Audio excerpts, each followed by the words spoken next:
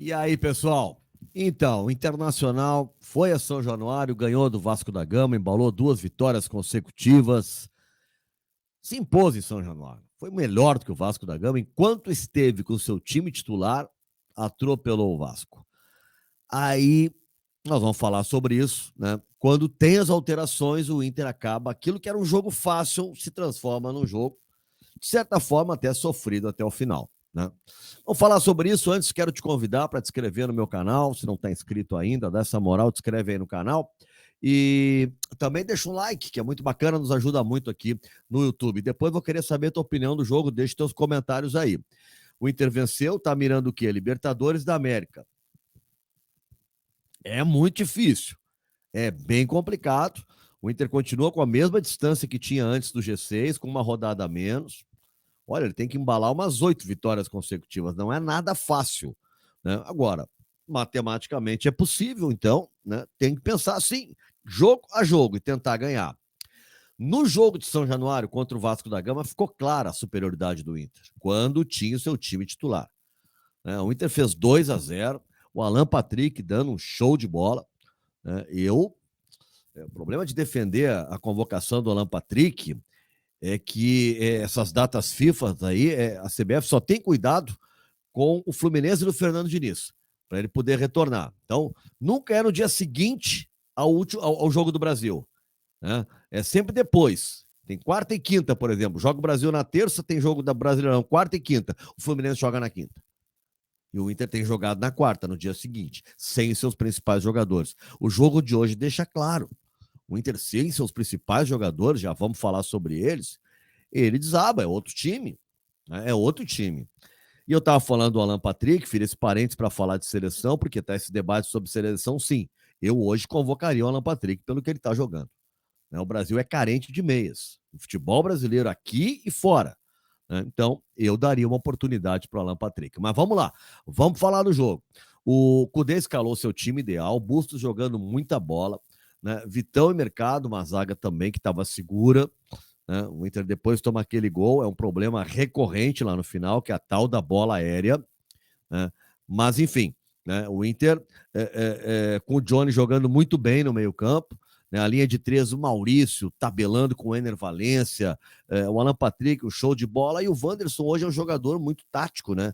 A gente nem se cobra mais tanto assim o índice de finalizações que ele tinha, mas também participativo no jogo, né? Enfim, o Internacional melhor do que o Vasco. O Inter teve um descuido logo no início, que tem uma defesa do Rocher, uma penetração, né, as costas do René, né, e o Rocher faz a defesa no chão, né, e depois não tem muito. O Vasco da Gama no primeiro tempo não ameaçou muito, né, e o Inter tem o seu gol, o gol do Maurício, tem lances que poderia ter feito gol, tem com o Alan Patrick, tem com o Valência. O Inter domina o jogo, primeiro tempo, né? As trocas, a meu ver, aí tem que ver, né? Eu esperei até a hora que deu para ver a entrevista do Cudê, para ver se ele ia falar sobre isso. A gente sabe que muito é por preservação. Só que às vezes começa a preservar muito cedo, né? É, e o Inter já tinha cometido esse erro no primeiro jogo contra o Fluminense lá na Libertadores, né? Não dá para preservar muito cedo, abdicar do jogo. Então o Inter recuou demais, 2-0, jogo tranquilo, controlado. Mas daí com 18 minutos já é a primeira troca, que é o Maurício, né? E aí até vamos dar certinho, exatamente. Entre o Igor Gomes. Aí ele bota o Igor Gomes na lateral e adianta o Bustos para fazer a linha de três, lado direito, aonde estava jogando o Maurício. Não altera taticamente, mas altera a característica e até a qualidade do jogador naquela função, onde o Maurício é muito melhor, né? O Bustos é lateral, ele pode eventualmente jogar ali, mas tu perde em qualidade se tu tira o Maurício, que estava bem no jogo, né? Tinha feito gol, estava bem no jogo. E depois, as trocas que desmancham com o Internacional. E aí, claro, a gente sabe que é preservação, mas não dá para preservar aos 31. Hoje o futebol não tem mais 45 no segundo tempo, vai ter no mínimo mais 6 ou 7 minutos. Hoje teve 8, né? Inter e Vasco teve 8, né? Então não dá. 31, tinha muito jogo ainda. Tu já tinha tirado o Maurício, e aí saem juntos. Ao mesmo tempo, o Alan Patrick, o melhor do time, e o Arangues, também dono do meio-campo, para entrar o Bruno Henrique e o Depena. Depena desaprendeu de jogar, né? Apático no jogo, mal. Aliás, um parênteses, né? Já tinha o Vasco 2 expulsos, o jogo tá 2-1, né? Pro Inter ficar com a bola até o final. E aí o Depena faz uma falta desnecessária, né, na linha lateral, próxima à entrada da área do Internacional, dando uma bola parada no último minuto do jogo para o Vasco. O Vasco com a bola rolando, não teria como finalizar mais, com 2 a menos. Pois o Depena vai lá e faz uma falta e dá a última chance para os caras. São parentes, né? São parentes. Mas o Bruno Henrique, que não é mau jogador, só que cai muito. Sai Alan Patrick, sai Arangues, já tinha saído Maurício, e depois ainda lá no finalzinho, né, faltando ali era 41, exatamente, 41 de segundo tempo. Sai o Ener Valencia. Então tinha mais 4 minutos, mais 8 de acréscimo. Né? Então tinha 12 minutos ainda de jogo, sem os melhores jogadores do time, do meio para frente.